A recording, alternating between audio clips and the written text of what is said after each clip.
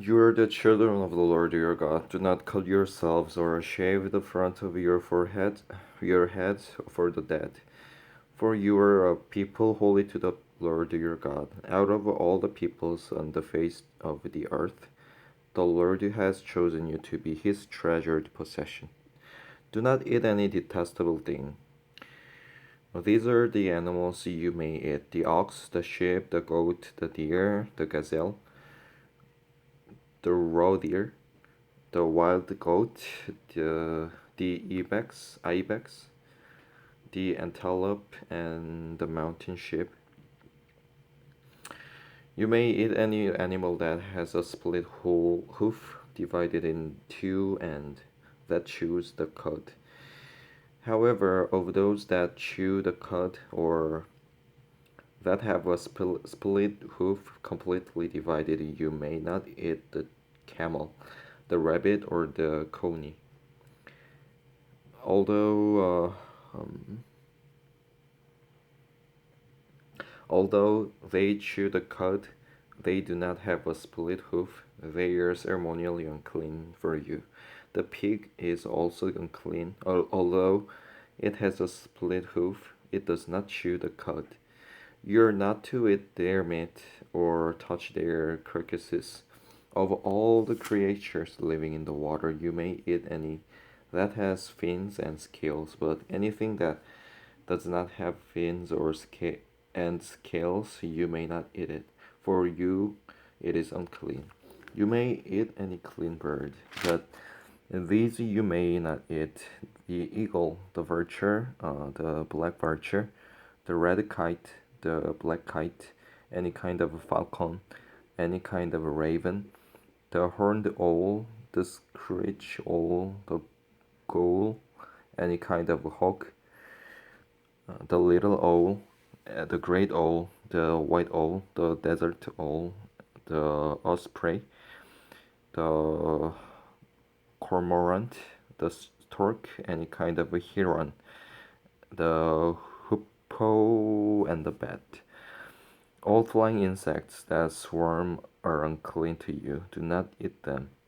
But any winged creature that is clean you may eat. Do not eat anything you find already dead.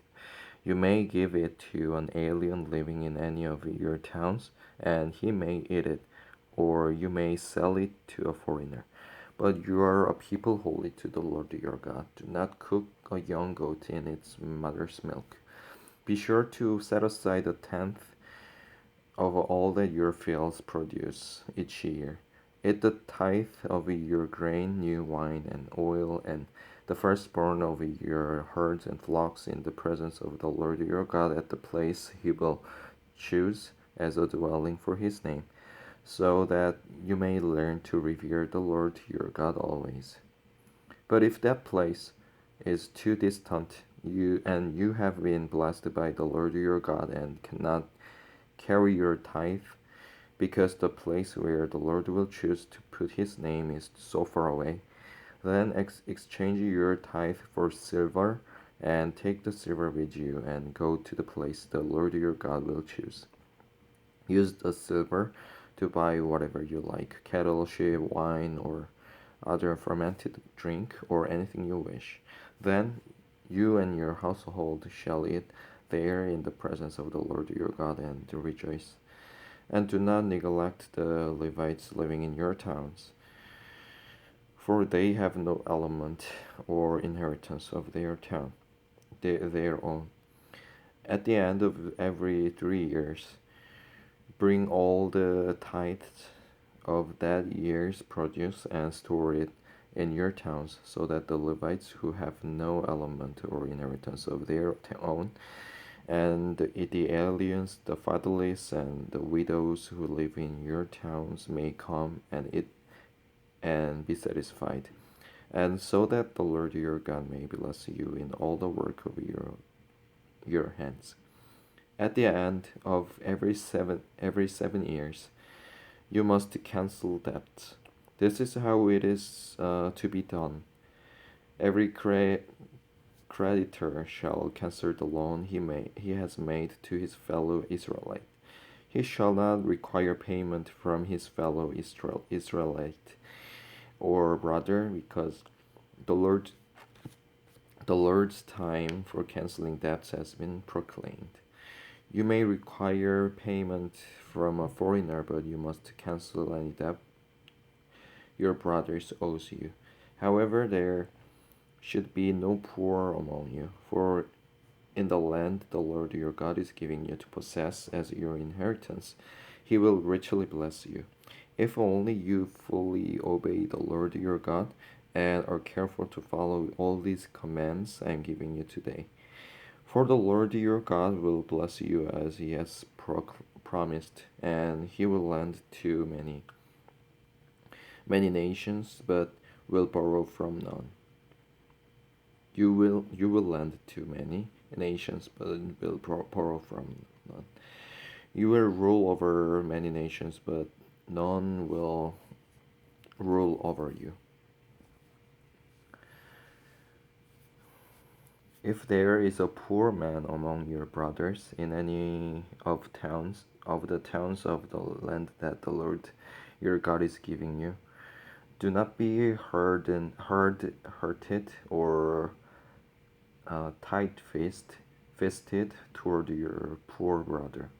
Rather be open-handed and freely lend him whatever he needs. Be careful not to harbor this wicked thought. The seventh year, the year for canceling debts, is near, so that you do not show ill will toward your needy brother and give him nothing. He may then appeal to the Lord against you, and you will be found guilty of sin. Give generously to him and do so without grudging heart. Then, because of this, the Lord your God will bless you in all your work and in everything you put your hand to. There will always be poor people in the land. Therefore, I command you to be open handed toward your brothers and toward the poor and needy in your land. If a fellow Hebrew, a man or a woman, sells himself to you and serves you 6 years, in the seventh year you must let him go free. And when you release him, do not send him away empty-handed. Supply him liberally from your flock, your threshing floor, and your winepress. Give to him as the Lord your God has blessed you. Remember that you were slaves in Egypt, and the Lord your God redeemed you. That is why I give you this command today. But if your servant says to you, I do not want to leave you, because he loves you and your family and is well off with you, then take an awl and push it through his ear, lobed into the door, and he will become your servant for life. Do not do the same for your maidservant. Do not consider it a hardship to set your servant free, because his service to you these 6 years has been worth twice as much as that of a hired hand. And the Lord your God will bless you in everything you do. Set apart for the Lord your God every firstborn male of your herds and flocks. Do not put the firstborn of your oxen to work, and do not shear the firstborn of your sheep. Each year you and your family are to eat them in the presence of the Lord your God at the place he will choose. If an animal has a defect, is lame or blind, or has any serious flaw, you must not sacrifice it to the Lord your God. You are to eat it in your own towns. Both the ceremonially unclean and the clean may eat it, as if it were gazelle or deer. But you must not eat the blood. Pour it out on the ground like water. Amen.